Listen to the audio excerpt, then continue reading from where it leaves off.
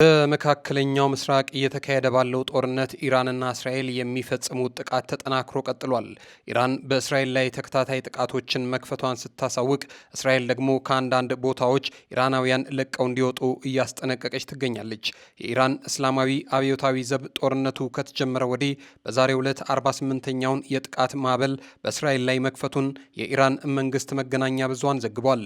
የእስላማዊ ሪፐብሊክ ዜና ወኪል እንዳለው ደግሞ ጥቃቶቹ የተከፈቱት በሊባኖስ ከሚገኘው ሄዝቦላ ጋር በመቀናጀት በአንድ ላይ ነው። ከዚህ ጋር በተያያዘም የእስራኤል ጦር በደቡባዊ ሊባኖስ የሚገኙ የሄዝቦላን የጦር መሳሪያ ማከማቻዎች መምታቱንና በኢራን የሚደገፈው ቡድን አባላት ወደ ማከማቻው ሮኬቶችን ሲያጓጉዙ መታየታቸውን ገልጿል።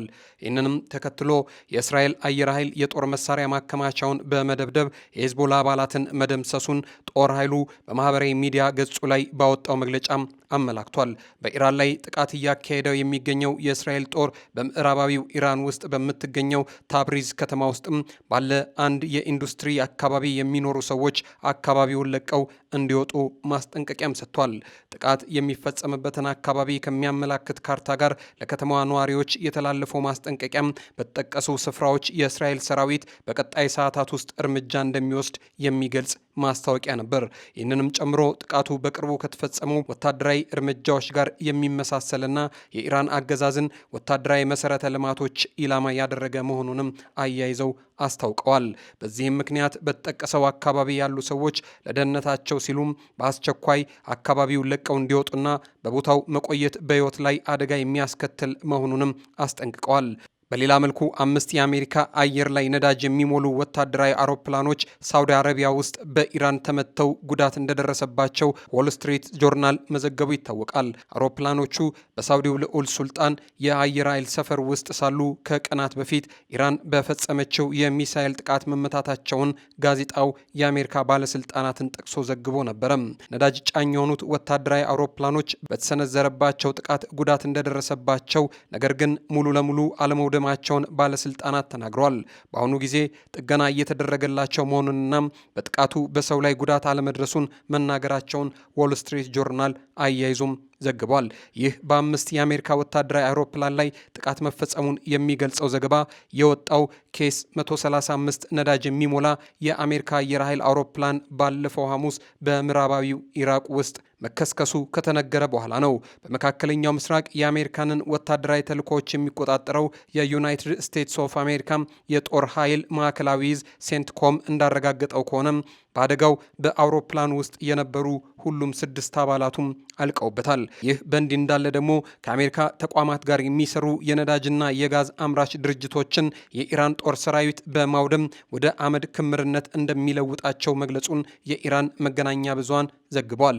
ይህ በኢራን የዜና ወኪሎች ፋርስና ታስሚን የተዘገበው የሰራዊቱ መግለጫ የወጣው ፕሬዚዳንት ዶናልድ ትራምፕ ላስተላለፉት መልእክት ምላሽ መሆኑም ተገልጿል። በትሩዝ ሶሻል ሚዲያቸው ላይ ፕሬዚዳንቱ ባሰፈሩት ጽሑፍ ባህር ደሴትና ከፍተኛ መጠን ያለው የዓለም ነዳጅ ምርት በሚያልፍበት በሆርሙዝ ወሽመጥ ላይ የሚገኙ የኢራን ወታደራዊ ተቋማትን ሙሉ ለሙሉ ወድመዋል ሲሉ ከተናገሩት ንግግር ጋር ተያይዞ ነው።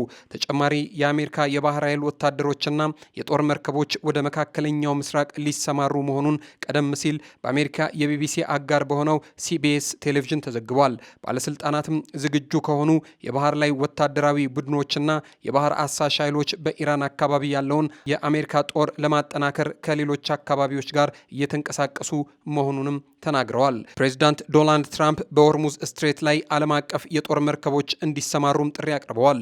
የአሜሪካው ፕሬዚዳንት ዶናልድ ትራምፕ የብሪታንያን ጨምሮ ሌሎች ሀገራት በሆርሙዝ የባህር ወሽመጥ ላይ የሚካሄደውን የንግድ መርከቦች እንቅስቃሴ ደህንነት ለመጠበቅ የጦር መርከቦቻቸውን እንዲልኩ ጥሪ አቅርበዋል። ትራምፕ በማህበራዊ ገጻቸው ላይ ባስተላለፉት መልእክት በተለይ ደግሞ በኢራን ጥቃት ሳቢያ የነዳጅና የንግድ ፍሰታቸው የተስተጓጎለባቸው እንደ ብሪታንያ፣ ፈረንሳይ፣ ቻይና፣ ጃፓንና ደቡብ ኮሪያ ያሉ ሀገራት የባህር ኃይላቸውን ከአሜሪካ ጋር በቅንጅት እንዲያሰማሩም ጠይቋል። የአሜሪካ የባህር ኃይል አስፈላጊ ሆኖ ከተገኘም የነዳጅ ጫኝ መርከቦችን ወይም ታንከርስን በማጀብ ደህንነታቸውን ያስጠብቃል ያሉት ፕሬዝዳንቱ የዓለም ኢነርጂ ፍሰት እንዳይደናቀፍም ማንኛውንም አይነት እርምጃ እንደሚወስዱ አበክረው አስታውቀዋል። የኢራን አብዮታዊ ዘብ IRGC በበኩሉ በአሜሪካና በእስራኤል የሚሰነዝረው ጥቃት ካልቆመ 1 ሊትር ነዳጅ ከቀጠናው እንዳይወጣ እንደሚያደርግ መንገዱን እንደሚዘጋም ዝቷል። የብሪታንያ ጠቅላይ ሚኒስትር ኪር ስታመር ቃል አቀባይ ሀገሪቱ ከባልደረቦቿ ጋር በመሆን የንግድ መርከቦችን ደህንነት ለመጠበቅ የተለያዩ አማራጮችን እያጠናች መሆኑንም ገልጸዋል። የሆርሙዝ የባህር ወሽመጥ በዓለም ላይ ከሚዘዋወረው ነዳጅ 20 በመቶ የሚጠጋው የሚያልፍበት እጅግ ስትራቴጂካዊ ቦታ መሆኑም ይታወቃል። በዚህ አካባቢ የሚፈጠር አለመረጋጋት በዓለም አቀፍ የነዳጅ ዋጋና በኢኮኖሚ ላይ ከፍተኛ ተጽዕኖ ሊያሳድርም ይችላል።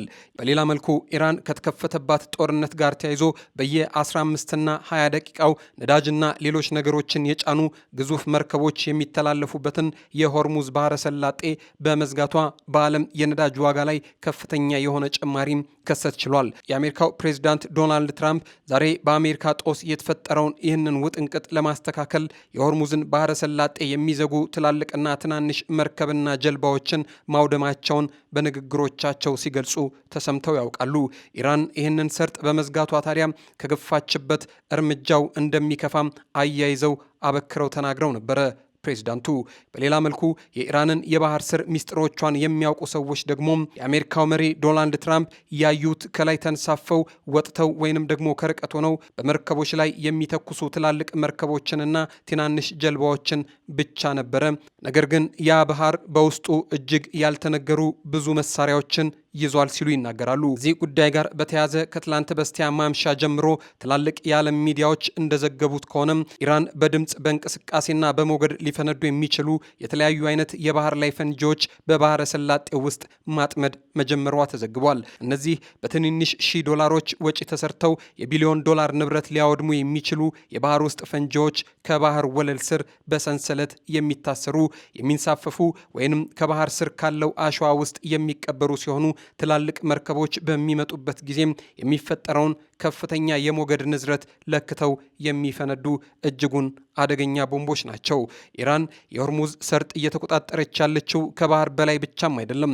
ከባህሩ አሸዋ ስርም ሆና ያለኔ ፈቃድ ማንም ሰው በዚህ ችርሽ ሲል ማለፍ አይችልም ስትል ቁርጥ ያለ አቋሟን ካሳየች ሰነባብታለች። እርሷ የፈቀደችላቸው ብቻ ጥቂት መርከቦች ሲመላለሱ ታይተዋል ባለፉት ቀናት። እነኚህ የባህር ላይ ፈንጂዎች ታዲያ እጅግ ዘመናዊ፣ በረጅም ኪሎ ሜትር ርቀት በሺ የሚቆጠሩትን ለማጥመድ የቀናት ጊዜ የሚፈጅባቸው ሲሆን እነዚህን ደግሞ ለማስወገድ ከወራት በላይ ጊዜዎች የሚፈጁ እጅግ ውስብስብ የሆኑ የባህር ስር ፈንጂዎች ናቸው ይላሉ ጉዳዩን በዝርዝር የሚያውቁ።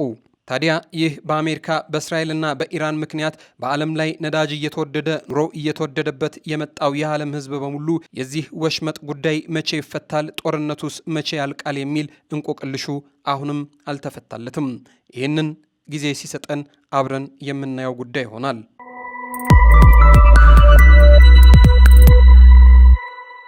ውድ የአዲስ ጊዜ ሚዲያ ቤተሰቦች እስከ ፕሮግራማችን ፍጻሜ ድረስ አብራችሁን ስለቆያችሁ እናመሰግናለን። አዲስ ጊዜን አሁንም ሰብስክራይብ በማድረግ ቤተሰብ ታደርጉን ዘንድ ጠየቅን። ክበሩልን።